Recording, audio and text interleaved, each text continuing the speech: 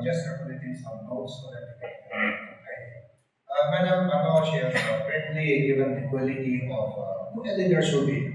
Today, I'm not going to touch on that. It's more like a post-theological understanding of how I will want to look at who is a public leader.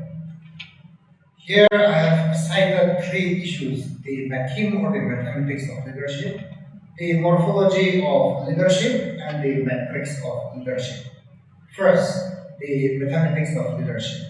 Set theory is something with which I've dealt with most of my time. The moment we talk about public leadership, it is at once an issue of representation, the representation of all numbers. Let us briefly capture these numerical relations in terms of set theory.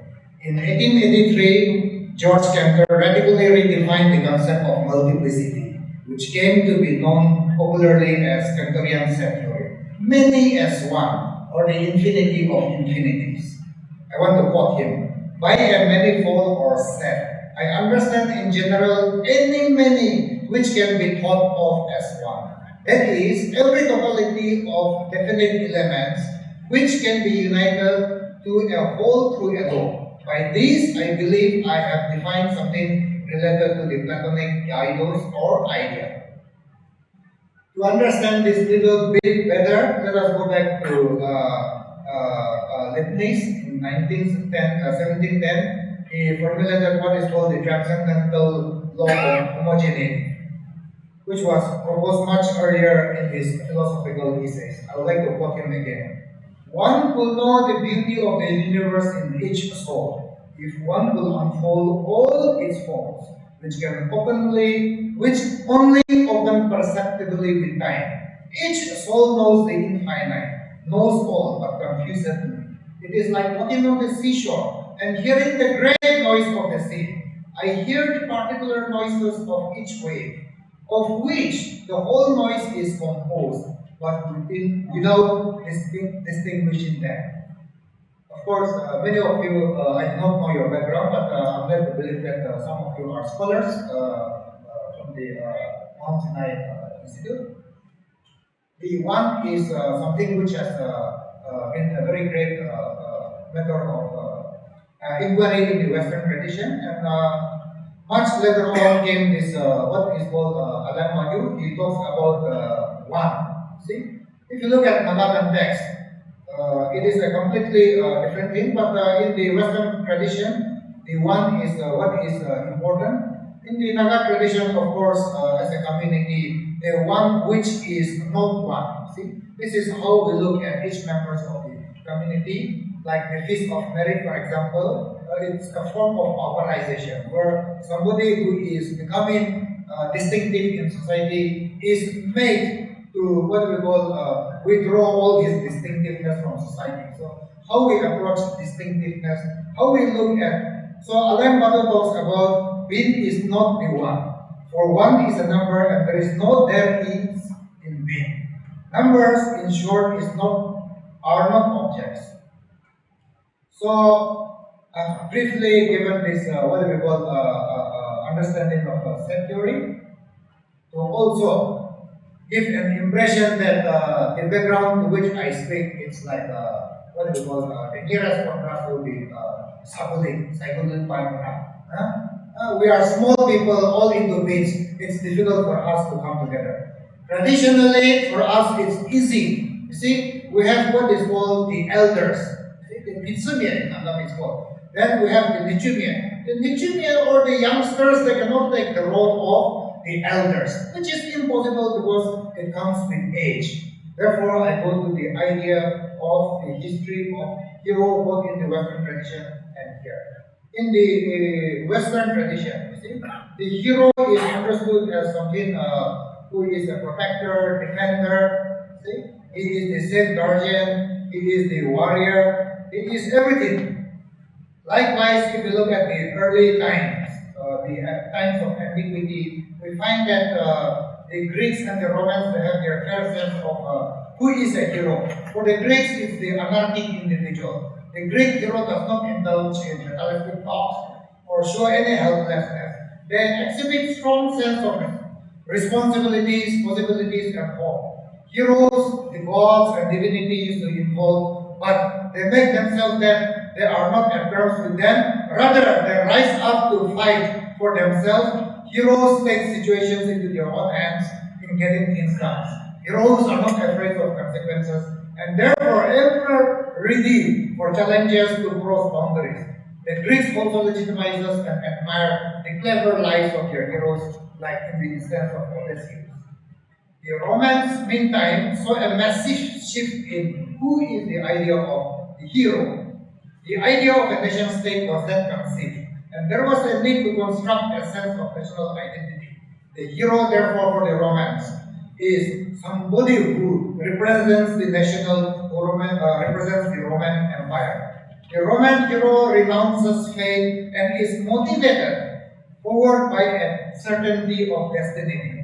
The motivated hero is henceforth anchored by the virtue of duty, which is typical of the Roman identity, to establish an ordered society with civil discipline, bring about stability and order.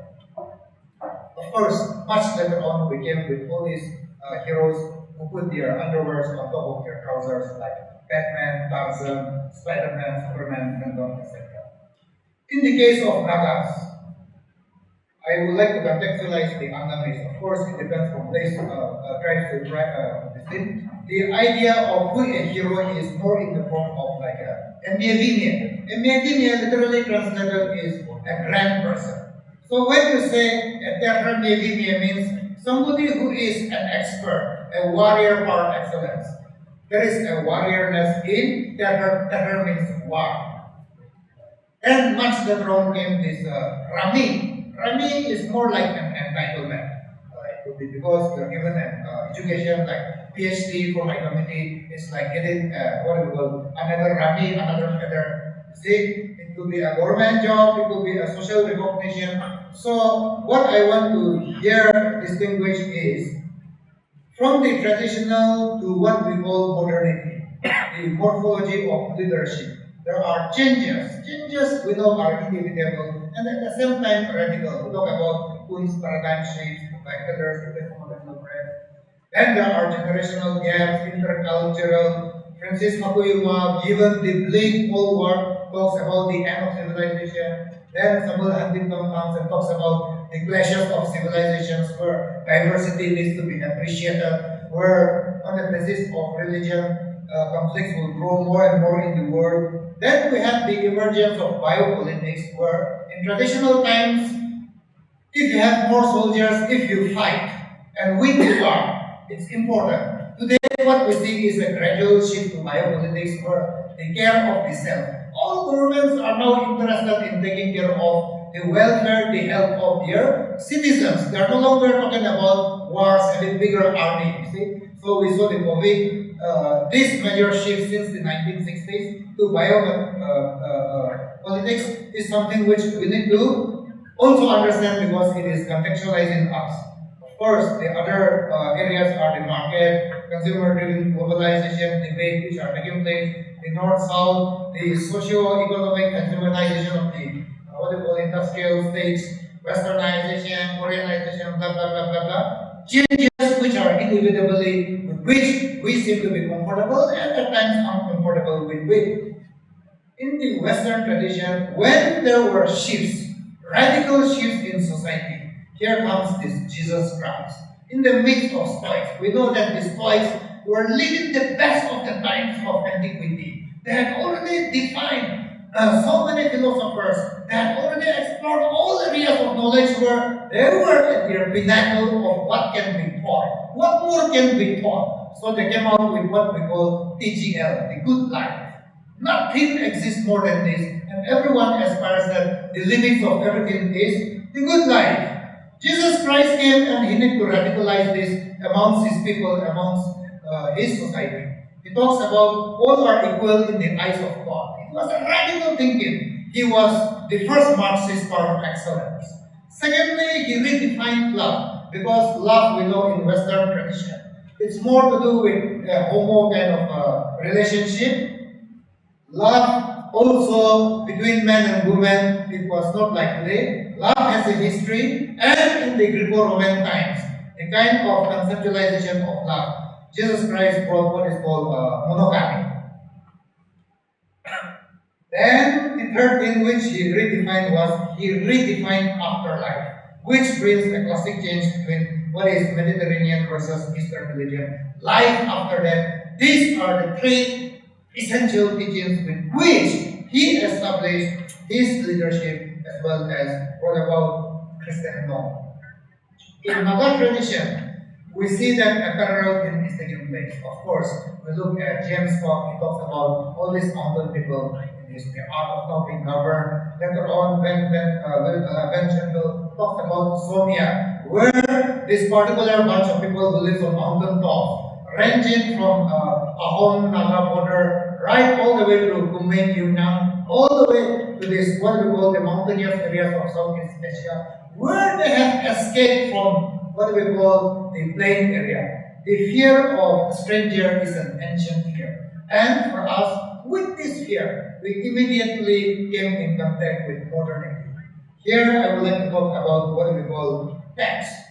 Briefly, when the British came to India, they came to Naga Hills. And it is inevitable that to establish their religion, empire all over the world, the deputy commissioner or the political officer is somebody who is given in charge of Naga Hills.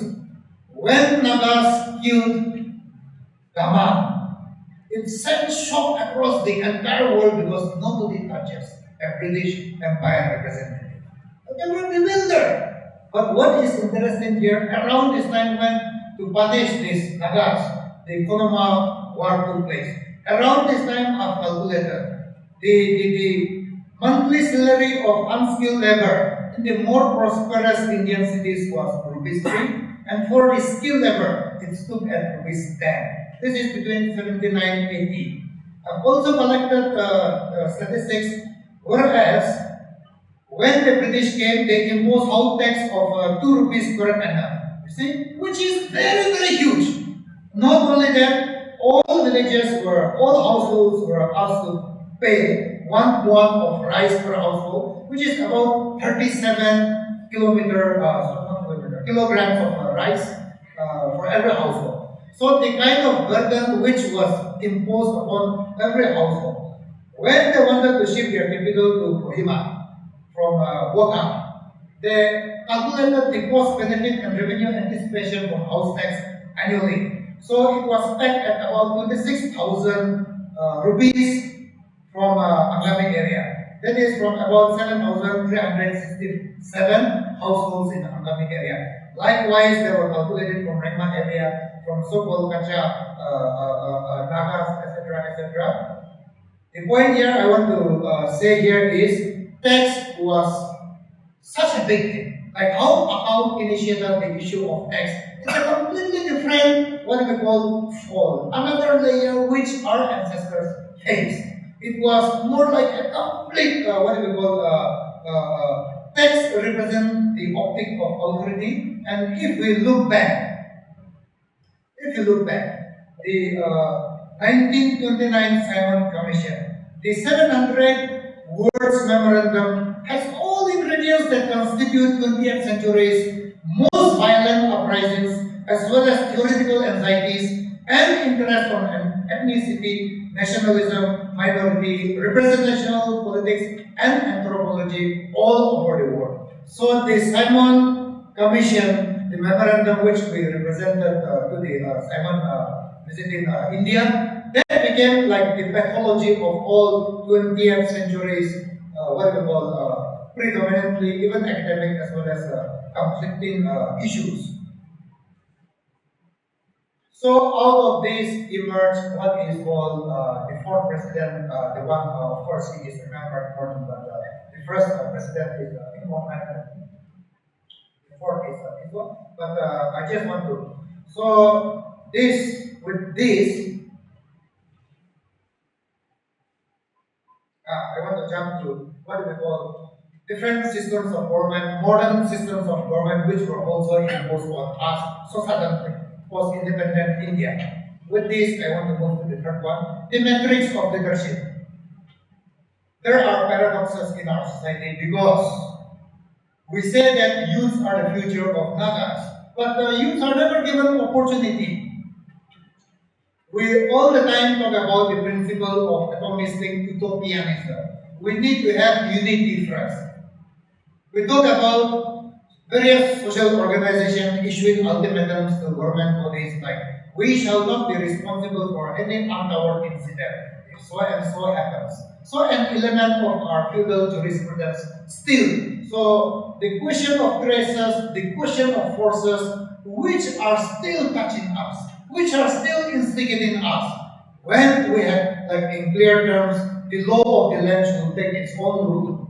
So we see this conflict anywhere, everywhere. We are an egalitarian society. The rich are becoming richer and richer. We talk about this. We say that we need to preserve our culture. In other words, what is there to preserve a rich culture if it is already rich?